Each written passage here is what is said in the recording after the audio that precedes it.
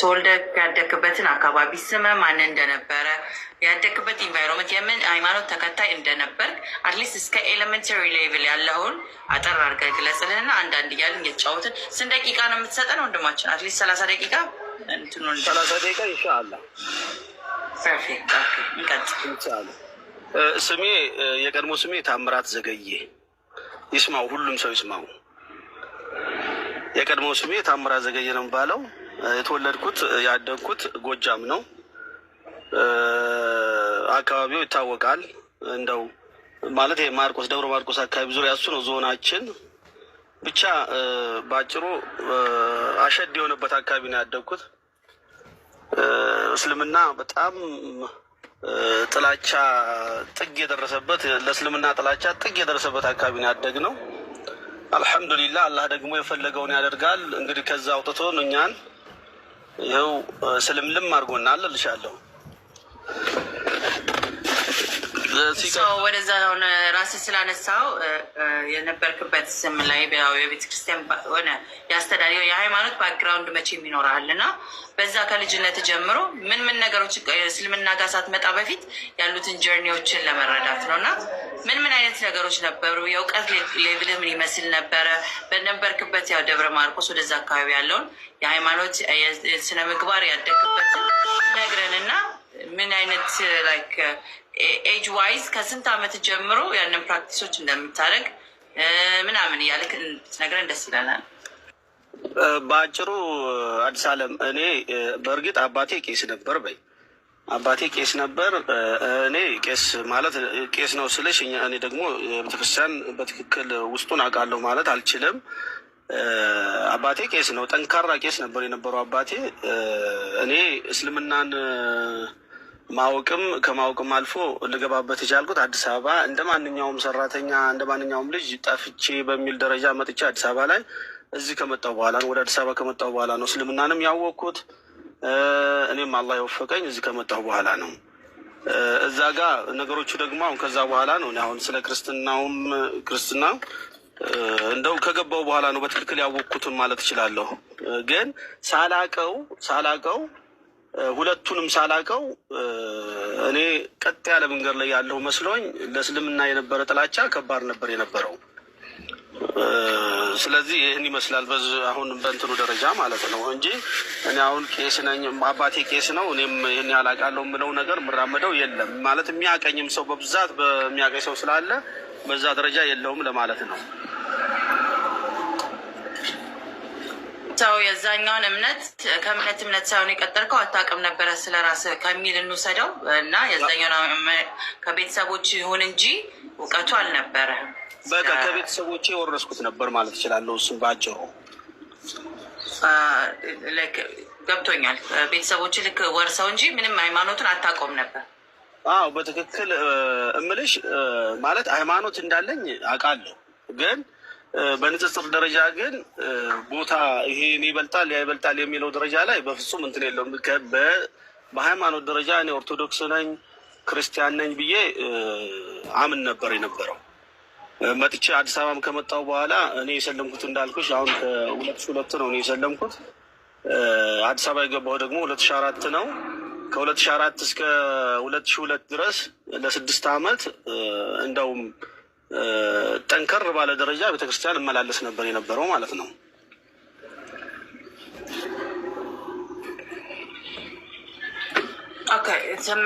ኖርማል ከቤተሰቦቻችን ልክ እንደምናገኘው እንሄዳለን እንመለሳለን እንጂ እዛ ጋር ያስተምሮቱ ምን ይሁን ምን አይነት እውቀት ይሁን ያለውን ነገር እውቀት አልነበረም። እስልምና ላይ ከገባ በኋላ ነው ስለዛኛውም እምነት የገባኝ በሚለው የያዘውና የመጀመሪያ ጥያቄ ስለ ፍጥረት የገባክ ምኑ ጋር ነበረ? ስለ ፈጣሪ ስለ ራስ መጠየቅ የጀመርከው ስለ ሃይማኖት ስላለ አቋም ራስን መጠየቅ የጀመርከው የቱ ጋር ነው? ጥሩ 95 ዓመተ ምህረት ወለጋ መስጊድ በአጋንችን በነገራችን ላይ ኮንስትራክሽን ውስጥ ነው የምሰራው። አጋጣሚ ሆኖ ስራዬ አሁንም ድረስ መስጊዶች ነው የምገነባ ያለሁት። በዛው ታዩኛላችሁ ይቀጥላል እሱ እና ከ95 ጀምሮ እስካሁን ድረስ ብዙ መስጊዶች ገንብቻለሁ። በኩፍር ላይ ያለው ራሱ ወደ 14 መስጊዶች በኔ እጅ አልቀዋል፣ ተገንብተዋል። እና የመጀመሪያ ጥያቄ የሆነብኝ ወለጋ ላይ 95 ዓመተ ምህረት መስጊዱን ጨርሰ ነው እና እኔ የምጠብቀው ነገር ነበር። በተለይ ይሄ ሚንበር አካባቢ ላይ የአምፕሊፋየር መቀመጫ ስቴጇ ላይ እዛ ጋ የሆነች ኪስ ነገር እንሰራለን። አሁንም ድረስ በተመሳሳይ እንሰራለን። እዛች ቦታ ላይ የሚገባ ነገር ጠብቅ ነበር ማለት ይሄ በአምልኮ ደረጃ በሚባል ማለት ነው። አጋጣሚ ሆኖ ገጠር ነው መስጊዱ፣ ምንም ነገር የለም። ለካ ለወደፊት መብራት ከመጣ ለአምፕሊፋየር መቀመጫ ተብሎ ተዘጋጅቶ መቀመጥ ስላለበት ነው የተሰራ የነበረው። ተዘጋ ማለት ነው። ቦታው ተዘጋ፣ መብራት የለም። እንደዚሁ ዝም ብሎ በኖርማል በሎካል ድምፅ ነው የሚሰራው፣ ማን ነው የሚሰገደው። እዛ ቦታ ላይ ጥያቄ አቀረብኩኝ። ይሄ ለምንድን ነበር የተሰራው? ለምን ይዘጋል አልኩኝ። አይ ይሄ ምናልባት ወደፊት መብራት እዛ አካባቢ ላይ ከገባልን እዚህ ጋር ለመስገጃ የሚሆኑ እቃዎች የሚገቡ እቃዎች አሉ፣ ለእነሱ ማስቀመጫ ነው። መብራት የለም አሁን ተዘግቶ ነው የሚቀመጥ የሚል ነገር ነገሩኝ ማሙ ማለት ነው። ከዛ በኋላ ምንጣፍ ተነጠፈ መስጊዱ። ያ እኔ እንደፈለግኩ መውጣበት የምገባበት የነበረው መስጊድ እንግዲህ ጫማ ከነ ጫማ መግባት አይቻልም። የውዶ ስርዓቱን አናቅም፣ እንዳንገባ ተከለከልን ማለት ነው። ያም ሆኖ ግን ጉጉት ነበረኝና በመስኮት አንገቴን አውጥቼ ሳይ ጥያቄ የሆነብኝ ልጆች ቀድመው አዲስ እንደመሆኑ መስጊዱ ልጆች ቀድመው አወል ሰልፍ ያዙት ማለት ነው። ልጆች ቀድመው አወል ሰልፍ ሲይዙ ያ ጥያቄ የሆነብኝ ምንድን ነው ጉዱ? እንዴት ነው የትልቅ ሰውም የትንሽ ሰው የሚባል ነገር የለም እንዲህ ነገር እንዴት ነው የሚለው በራሴ ጋር መሟገት ጀመርኩ ማለት ነው። ጠብቄ ልክ ሲወጡ እንዴት ነው የልጆች የህፃናት ትልቅ ሰው ምናምን የሚባል ነገር የለም ወይ? ይሄ ቦታ ሁሉም ሰው ገብቶ አይ በቃ ባጭሩ ምንም ነገር የለ። እዚህ ጋር መስጊድ ከተባለ ቀድሞ የገባ ነው። ቦታው ወደፊት ተጠጋ ወደ ኋላ ና የሚባል ነገር የለም። ቀድመህ ትይዛለህ። ከዛ በኋላ በቃ ባለበት ሰግደህ ትወጣለህ። እሺ ስትሰግዱት እዛ ጋር ምንም ነገር የለም። ይሄ ነው በዚህ ለዚህ ምናምን የሚባል ነገር የለም። በቃ ምንም ነገር የለም። በቃ አላሁ አክበር ይባላል፣ ተሰግዶ ይወጣል። አዛን ይባላል፣ ተሰግዶ ይወጣል። ይሄ ጥያቄ ሆነብኝ። ግን ይሄ ጥያቄ ሲሆንብኝ አሁንም እነግርሻለሁ ባጅ እንትኑ እሰልማለሁ የሚለው እንትኑ በፍጹም የለም ውስጤ በፍጹም ማለት እኔ ዝም ብሎ እንደ ስለደነቀኝ ነገር ወይም ደግሞ ስለገረመኝ ማወቅ ስለፈለግኩ እንጂ እሰልማለሁ ሃይማኖትን ቀይራለሁ የሚለው ነገር የለም። በዛ አጋጣሚ ግን እንደው በህይወት ካሉ ቢሰሙኝና ብንገናኝ ደስ ይለኝ ነበረ። ሁለት ልጆች የወሎ ልጆች ናቸው። ሁለቱም ሰይድ ይባላሉ። አንድ ቤት ነበር የምናድረው። አንድ ሰፊ ክላስ ኮንትራክተሩ እንትን ብሎልን እዛ ነበር የምናድር የነበረው። ሱቢ ሰላት ሰግደው ወላሂ ሱቢ ሰላት ይሰግዱና ፎጣ የእነሱን ፎጣ በላይ ላይ አንጥፈው ጠዋት ቁርአን ይቀሩብኝ ነበር ላይ ይሄ ልጅ ኢንሻአላህ ምን እንደው አላህ ቢወፍቀው ብለው ላይ እንትን የራሳቸውን ፎጣ በእኔ ላይ ያለብሱኝና ቁርአን ላይ ቁጭ አድርገው ይቀሩብኝ ነበረ። ሲቀሩብኝ እሰማቸዋለሁ፣ ግን እንደማይሰማ ሰው ሁኘተኛ ነበረ። እየሰማኋቸው እንደማይሰማ ሰው ሁኘተኛ ነበር። ብታምኝም ባታምኝም በሂፍዝ በሂፍዝ ደረጃ እስከ አማ ድረስ እነሱን ሰምቼ ይዤው ነበር ሙሉ በሙሉ እና ጥያቄ የሆነው ያ ነው። ከዛ በኋላ ቀጠለ፣ መስጊዶች ቀጠልን። ወደ የመጨረሻ የሚሆነው አሁንም ትልቁ ጥያቄና የመጨረሻ ደግሞ የሆነብኝ ወደ ድላ የምትባል ሀገር ከሐዋሳ አልፎ እዛ አካባቢ አንድ መስጊድ ሰራን 96 ዓመተ ምህረት እሱ እዛ ጋር ይሄ ነገር የሚንበር ቴሌቪዥን ላይ በነገራችን ላይ ቀርቤ ተናግሬ ያለሁ። እንደው ለእናንተ ያው ካልሰማችሁት በአዲስ መልክ ስሙት ነው እንጂ እዛ ጋር አቅርቤ ያለሁ ማለት ነው። ግን ደስ ይላል። የበድሩ ጉዳይ ነው። በድሩ የሚባል የኔ ስጦታ የኔ የሰጠኝ ስጦታ እስልምናን የሰጠኝ በድሩ ነው ማለት እችላለሁ። አላህ እንዳለ ሆኖ ስጦታው ከአላህ ነው፣ ግን ሰበቡ በድሩ ነው።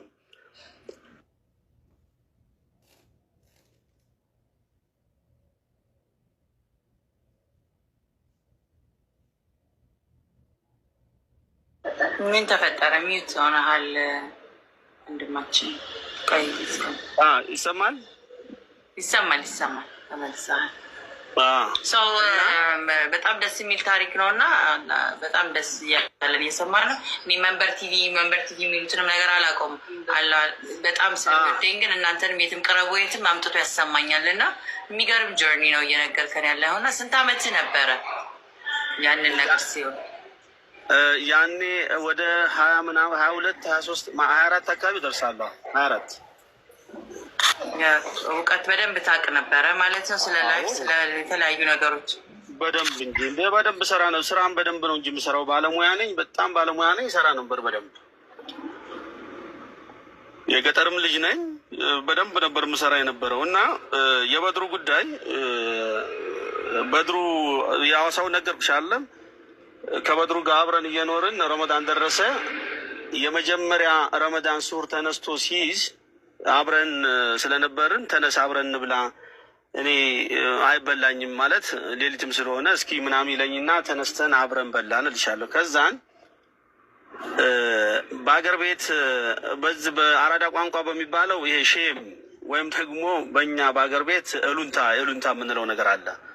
በእሉንታ ትሞቻለሽ እና በድሩን ከእኔ በላይ ወደዋለሁ ብል ማጋነን አይሆንብኝም። በቃ ግን ሙስሊም በመሆኑ ደግሞ በጣም ነው የምጠላው ሙስሊም በመሆኑ። እንደዚህ በወንድምነት ደግሞ በጣም ነው የምወደው። ስለምወደው ሱር ተነስተን ስንበላ አብረነው በላን፣ አብሬው በላው። ቀን እኔ ሄጄ መብላት ነበረብኝ። ሙስሊም አይደለሁም፣ ሻሃዳ አልያዝኩም። ለበድሩ ብዬ እኔን ውሃ እየጠማኝ እኔን እየራበኝ በድሩንም በዚህ ልክ ነው የበድሩም አሁን በድሩ ጋር ያለው የሚለው ነገር ውስጤ ስላለ በፍጹም አልበላም። በድሩ ሲበላ ነው የምበላ ብዬ የመጀመሪያው ቀን ዋልኩ እያልኩ እየለመድኩት መጣሁ። ረመዳን ሙሉን ጾምኩት ማለት ነው። ረመዳንን ሙሉን ሸዋል 4 ቀን ጾምኩ። 2 ቀን ሲቀረው ፈታ እሱ ማለት ነው። በቃ ይበቃሃል፣ ተው ይቅርብህ አለኝ። ሻሃዳ አልያዝክ፣ አልሰገድክ፣ ስለዚህ ይቅራል። እኔ ለአንተ ብዬ ነው እኮ ይህን ሁሉ ማደርገው ለአንተ ብዬ ነው። እኔም ያ መጨረሻ የመስጊዱ ኢማም ይህን ያውቁ ነበር። ሸሻሚል ይባላሉ እሳቸው። በድሩ ይሄን ልጅ ስለም እንዳትለው፣ ስለም ካልከው ጥሩ አይመጣም። አንተ ዝም ብለህ ራስህን ጥሩ የሆነ አክላቅህን አሳየው እና መንገድ ዝም በቃ ጥሩ የሆነ ነገር ብቻ አሳየው እንጂ ስለም ካልከው ትጣላላችሁ የሚለው ነገር ነግረውት ኑሯል ለበድሩ። በድሩ መጨረሻ ላይ እንትኑ ማለት አልቻለም። በቃ መናገር ስላለበት ፈለገ። እኔ የምልህ ለምን አንተ ጥሩ ልጅ ነህ ለምን አሰልምም አለኝ። አላህ እንግዲህ ከዛ በኋላ ጉድ ፈላ። ያ ሀገር እንትን ደረደርኩበትና በቃ እኔ እናንተ ከዚህ በኋላ ተለያይተናል አልኩ። እኔ እኮ የምወድህ ልሰልምልህ አይደለም ወንድሜ ስለሆንክ ነው፣ በወንድምነት ነው እንጂ የምወድህ ሙስሊም ልሆንልህ አይደለም። በል እኔ እናንተ ከዚህ በኋላ የለንም። ለ6 ዓመት ልብ አድርጊ በደንብ እዚህ ጋር ከ96 እስከ 2002 እኔና በድሩ እንደዚሁ ከርቀት ወይም ደግሞ በሆነ አጋጣሚ ምናምን እየተገናኘን ምን እያለን ተለያየን ማለት ነው እኔና በድሩ። በዛ የተነሳ እኔ እስከ 2002 ድረስ ባህለኛው የቤተ ክርስቲያን በቃ አክራሪ አበደ ሁሉ እስኪሉኝ ድረስ የሆነ አፍቅሮ ነው ሁሉ እስኪሉኝ ድረስ ማታ 11 ሰዓት ከሆነ ቤተ ክርስቲያን ነኝ፣ ጠዋት በሱቢ ሰዓት ቤተ ክርስቲያን ነኝ። መጨረሻ ላይ አንድ ቀን ሱብሓነላህ ወንደላጤ ነኝ። ገብርኤል የሚባል ቤተክርስቲያን ዓለም ባንክ አካባቢ ነው፣ በኮልፌ ቀራኒዮ አካባቢ ወንዝ አለ ከቤተክርስቲያኑ ጎን። ልክ እሱ ልሻገር ስር ወንዝ ጫፍ ላይ ስደርስ አይበቃህም የሚል ነገር መጣብኝ። ማንም ሰው የለም ከጎኔ። ሱብሓነላህ አይበቃህም፣ እንዳንተ ልጅ አይበቃህም። ማነህ ምንድነህ? ከራሴ ጋር ማለት ነው ሙግት። ዞርኩ፣ ምንም ነገር የለም። ምን ልሁን? እሺ ስለ ማለት የበድሩ ድምፅ ነው ጆሮ ይለኝ የመጣው የ96 የበድሩ ድምፅ ስለ ማለኝ። ወላሂ ብዙ ጊዜ እኔ ዞርኩ የቆምኩበት ላይ ዞርኩኝ፣ ምንም ሰው የለም። ከዛ ዞርኩና ወደ ቤት ሄድኩኝ። ቤት ሂጄ ብዙ ያው እንደምታውቂው አንቺ የነበርንበት ነው። አማልክቶች ግድግዳ ላይ ብዙ አማልክቶቹን ለጣጥፍ ያለው ምን ብያለሁ። እነሱ ያ ቀስ አወራረድኩና ቦታ ቦታ ስዣቸው ቀጥታ ወደ አየር ጤና የሚባል አንሳር መስጊድ ለምታውቂው ከሆነ ወደዛ ሄድኩኝ። ሲሄድ እዚህ ጋር ነው እንግዲህ ሱብሃንአላህ ስጦታ የሚባለው እንግዲህ ይሄ ነው። በድሩ ምን ያህል አስቦልኝ እንደነበረና አላህ ከልቡ አስቦልኝ የነበረን መሆኑን እና